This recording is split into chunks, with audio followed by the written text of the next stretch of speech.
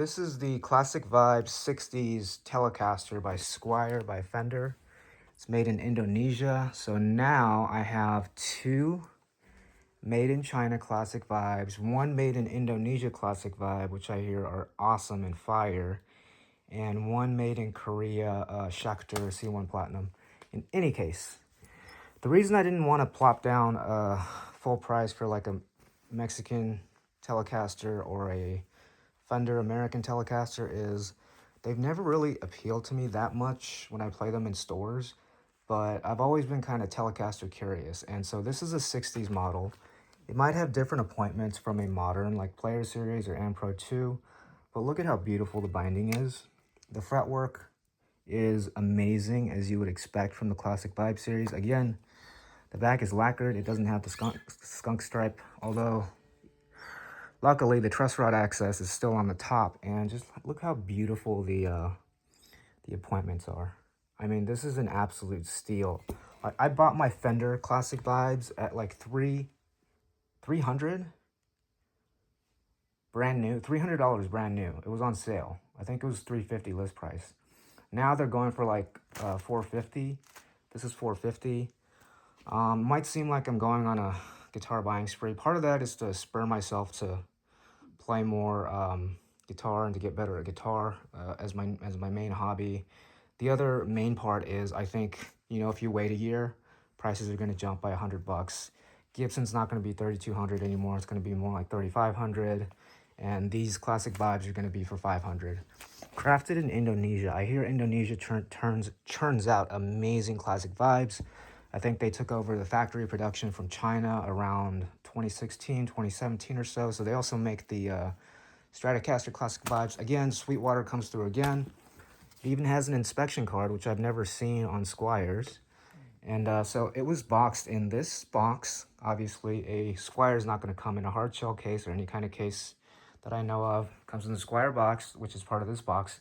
And it's double boxed with Fragile on it. And I can't wait to plug this in and play this. The fingerboard feels amazing. It looks a little cheap, but when you actually feel it, it feels very rosewoody. So I like to kind of like swap in and out between rosewood and what do you call it, maple. So anyway, as a Telecaster curious guy, Sweetwater coming through again. Again, I have like the Epiphone. I've always had the Epiphone Les Paul ever since. This is like my first guitar that I bought when I actually had money, when I was like in my 20s, like many years ago, decades ago. But look how beautiful this guitar is appointed. And let's see the back as well. These holes. And, you know, I have a feeling that when I play this, I'm going to be like, man, Telecasters are so fucking amazing that I'm going to be a Tele nerd for a little bit. Even though I want an Am Pro 2 or a Strat Ultra in rosewood, I'd probably get a Telecaster, actually. Again, Sweetwater is amazing. Do not shop for Musician's Friend. I do not recommend shopping from Musician's Friend. I recommend shopping from Sweetwater because they are amazing and they have a point person. If you have any problem, experience any issues, luckily for me, I do a little bit of work on, I am able to do a little bit of work on the truss rod, the bridges, the action, the tuners, but anything, you know, regarding the nut and what have you, if the nut is badly cut, you just return it and get a new one. Like, I have a badly cut nut on a, actually on a Deluxe Strat, which I'll kind of show you right now. It's an amazing Deluxe MIM Strat that has the spaghetti logo. So yes, like Strats from Mexico do come with the spaghetti logo, as you can see. It's a little dinged up, and it is a MX serial number. However, this guitar is super amazing because it has vintage noiseless pickups, but the quality of this is not nearly as good as on my Squier Classic Vibes. Like, this just started falling apart after using it like a year, so I had to glue this. And again, noiseless, vintage noiseless pickups, gold tuners that need a little bit of dusting. But the problem on this guitar is the nut on the high E string is so close to the edge.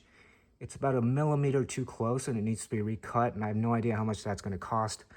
but it's almost unplayable on the high E string, to the point where like when you're fretting the high E string, whether with your pinky or ring finger, even index finger, you just miss fret and it just goes to the side. It's so close to the side. So I'm trying to get this fixed by a luthier, but if it costs more than the guitar, which costs like $700, probably not worth it. But I really love this guitar. It has a special button that adds the treble pickup. So it's a little bit like the Amp Pro 2 series with the push knob here. But you have a button here dedicated where if you push this, it adds the bridge pickup to any position 1 through 4. Anyways, that's it.